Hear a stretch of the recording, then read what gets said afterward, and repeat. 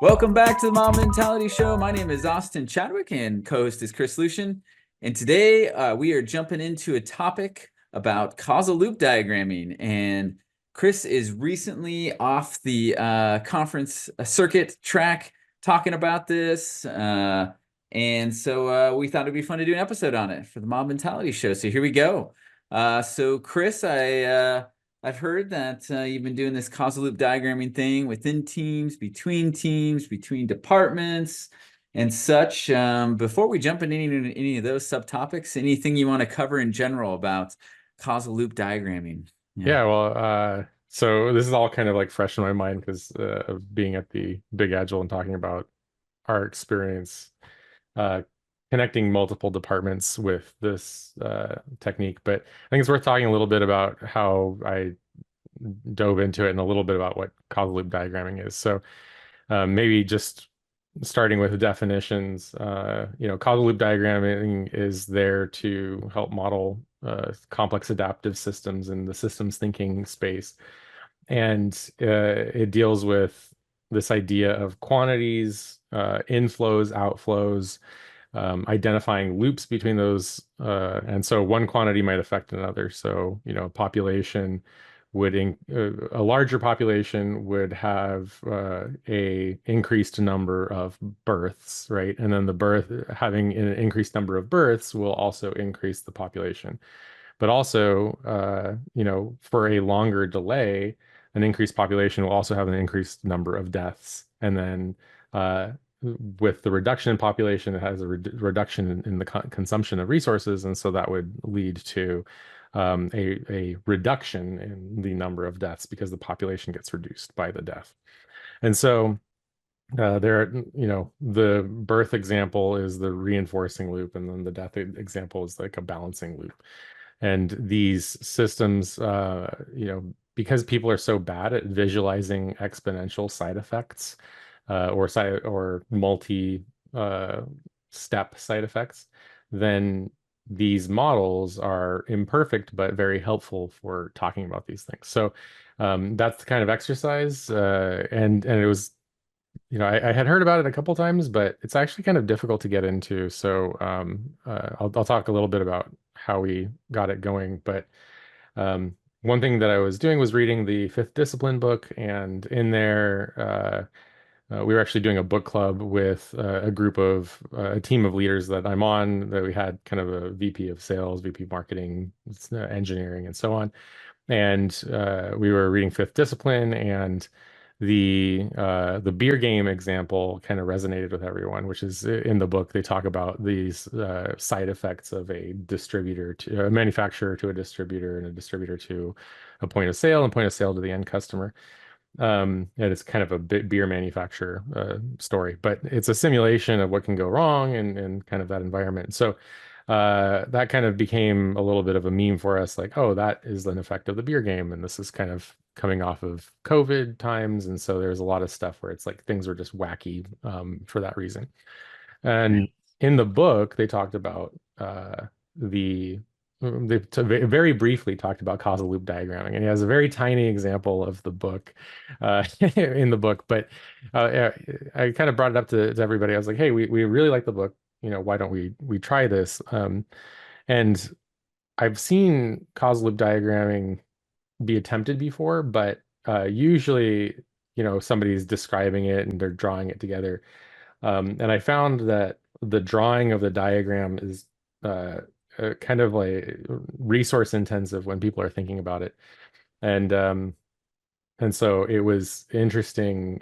So my recommendation, one thing that I would just recommend right off the bat is, if you're going to do anything I describe, learn how to draw them yourself and get through all the difficulties of that before involving anyone else. And then, basically do the navigator driver pattern.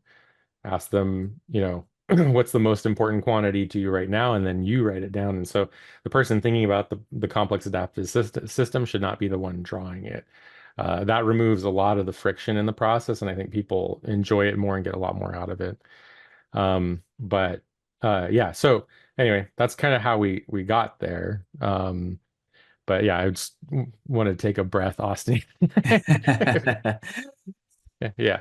Uh, Good. Yeah, yeah. Okay. yeah. So kind of going along that line, we ended up, I learned how to draw it well. I was using draw.io, but there's also this this diagram that allows you to run a simulation to show movement, and that's called Loopy. I will leave links for those in the description. But you can use any diagramming tool, Visio or whatever. And again, the most important question was, what's the most important quantity to you right now? So it's like, oh, unintended escalations from dropped queue calls or something along those lines can come up. Uh, and and so when you're um, asking this, you just start with that one quantity, and then you say like, what are the outflows of this? So um, if you have more bad code in your code base, then what happens to developer stress? And then if developer stress becomes increased, then what happens to your turnover rate? And so then you can start drawing out the model. And then you do inflows as well, right? So the inflow might be coming from untested code, right? Might maybe lead to more bad code or something along those lines. And so that untested code then has an inflow into that. And so you kind of grow this system.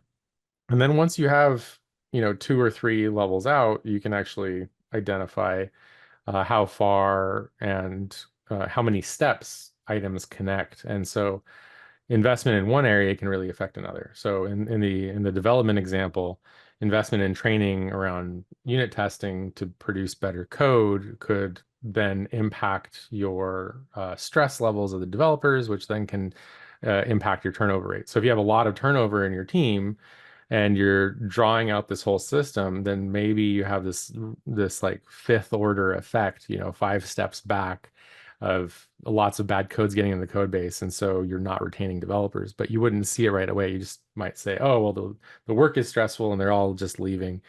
And so, it's a really great way, even internally to a department or just as like a reflection exercise to do it. Um, and so, kind of going on from there, though, we said, well, as engineers with people who work in sales and people who work in marketing and other areas of the business, we don't understand necessarily everything that we really care about, especially right now. And so, in this exercise, we just said, I went from person to person, paired with them for about 2 hours each. And I just said, what's the most important quantity to you? What are the inflows? What are the outflows? Let's identify the reinforcing loops and the balancing loops. Then we all got together and then shared the diagrams after they were already created. And then we found that like investment in another department. Going back one step, when we did that meeting, then one of the questions I asked was, how do we connect these diagrams together, if there are any? And so we said, oh, are there any inflows and outflows to any of the quantities represented in these diagrams? And so we had, people in marketing and people in engineering say, oh, our two diagrams actually do connect. And when they connected, we realized that investment in one department could affect the KPIs of another. And so that actually led to hiring in another department and additional investment in other areas.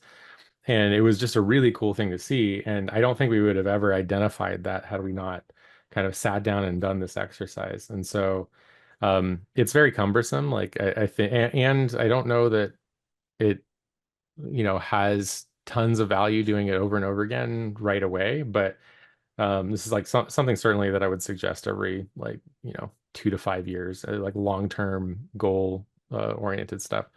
But you can also do this between teams that depend on each other. You can do this, in multiple scenarios. So yeah, that's kind of the story. So Cool. yeah. You have any questions? For sure. Yeah. So I think yeah, I'm glad you did this deeper dive because I'll put the link to the show notes into the fifth discipline and the prior episode we did on that. Because it felt like in the fifth discipline, it's been a while now since I've read it, but that it was more qualitative and less concrete with like this kind Right. of system diagramming. And so it's fascinating to see you go for the gusto with a tool, not only within teams, but between teams, between departments. Um, and I suppose for someone who hasn't, me personally being someone who hasn't used these tools, but have done similar things, right? Like I guess it's quite natural to mobbing to get the whole system in the room and then decide something, right? And Right. talk about impacts between different parts of the system. So that's kind of the I don't know, quick and dirty fifth discipline move, maybe. But Right. your move is a little more formal with the diagram and all. And I guess I suspect you've done both ways, just getting the whole system in the room and chatting versus get the whole system in the room and use a tool like this and draw out all the pieces. What's the major differences you've seen between those kind of two styles of Yeah. seeing the impacts, I guess. Yeah. Well, yeah, it's a really good question because I think that getting the whole system in the room is viable to a certain quantity of interested parties, right? So there is like Mhm. a piece of this where, in the example that I just described, to get the whole system in the room, it would have been hundreds of people at that point.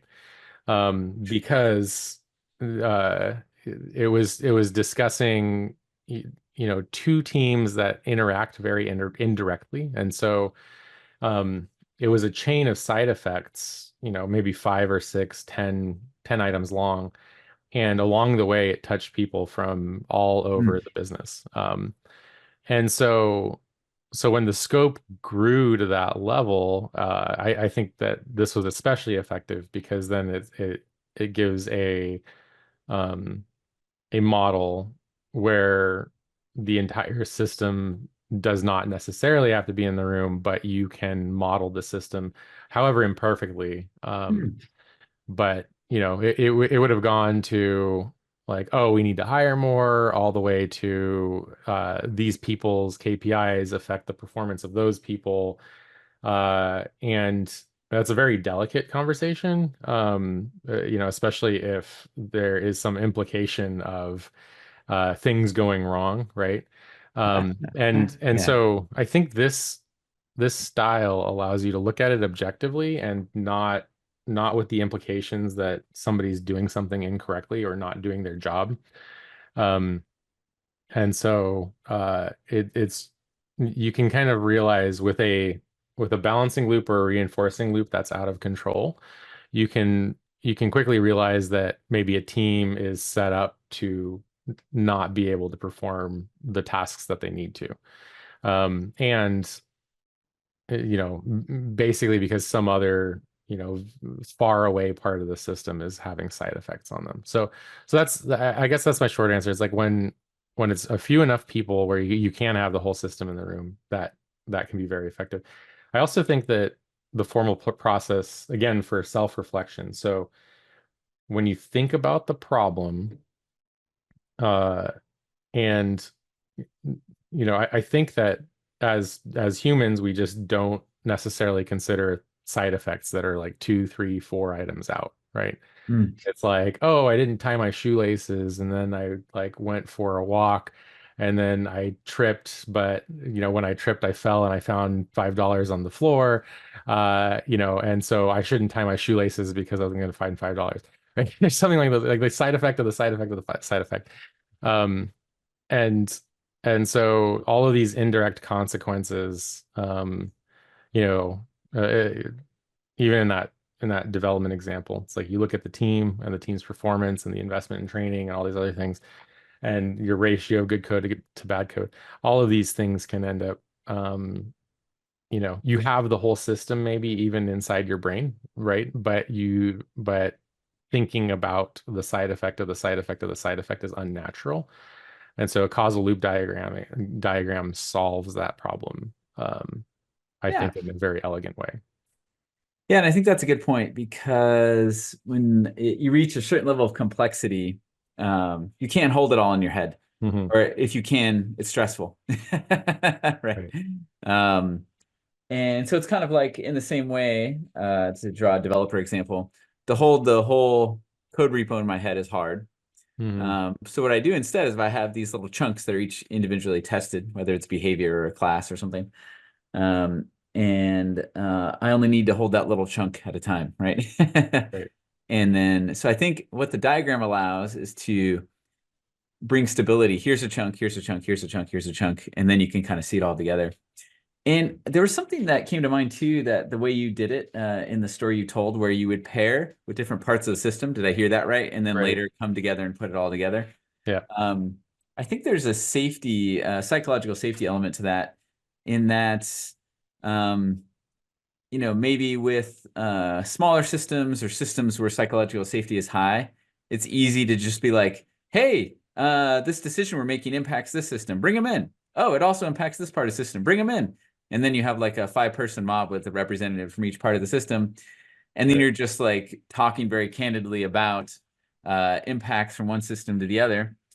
And the I could see that going very well if psychological safety is high. I can also see it being quite jarring to systems where that talking that candidly could be harmful to your career or something Right. like that, right? Yeah. Right.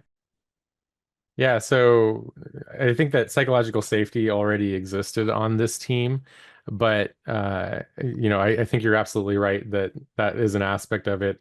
But I think what more of it was unpacking the system that's concealed. So, you were talking about getting the whole system in the room, and so you get 5 people together, each a representative of each part of the system. And that was exactly it, except we were unpacking more than that. So we were saying, let's take something that's only known to this person and expose it.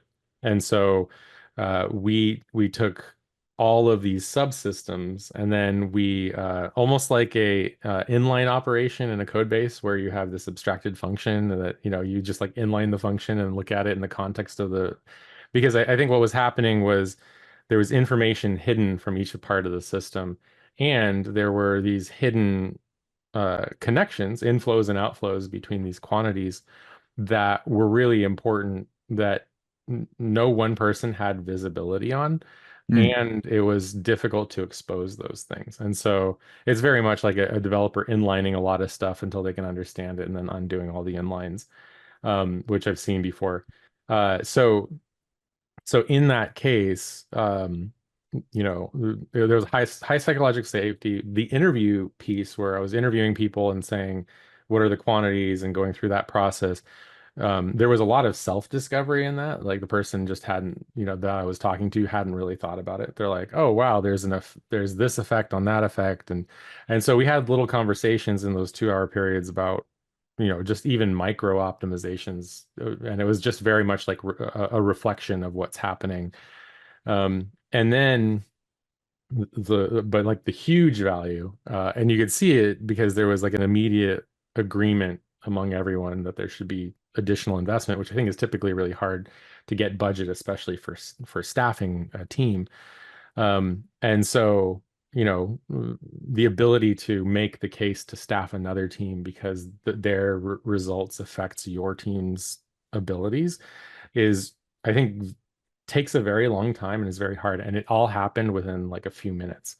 And I think that's where this like, huge impact came from. And in fact, when I gave the talk at Big Agile, it was like just really well received by the audience. I had a lot of people being like, I need to really do this, and all this other stuff.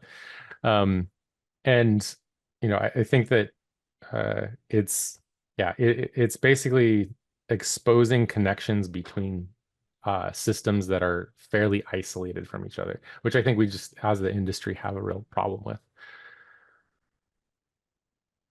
Cool, cool, cool, cool. Right on. Yeah, yeah, that's super fascinating. Well, thanks for sharing on that. And any other closing thoughts before we shut this one down? Yeah, I would just suggest trying it. Write a quantity, inflows, outflows, look at some examples online. Reach out if you have questions. And, yep.